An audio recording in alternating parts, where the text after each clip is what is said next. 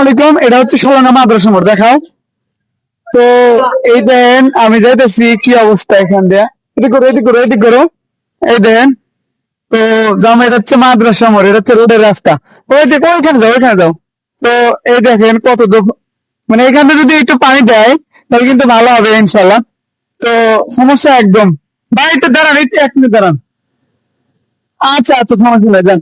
তো দেখতেছেন ভাই, বাবা কত কষ্ট করে গাড়ি উঠে যেতেছে। তো এগুলা জায়গায় যদি একটু মানে, এটা দোবা কিন্তু চারিদিকে, এটা দোবা, এই সাইডে যদি একটু পাইপ বার করে নদীর ভিতর যদি যাইতো তাহলে কিন্তু ভালো হতো। এখানে পানি বেঁধে থাকতো না এবং জনগণের কিন্তু ভোগান্তির শেষ নাই। মানে জ্যামজট বেঁধে থাকে এবং বিশেষ করে এখানে পানি রাস্তা নোংরা বা মানে মানুষের সবসময় এই জায়গায় সমস্যা আর কি।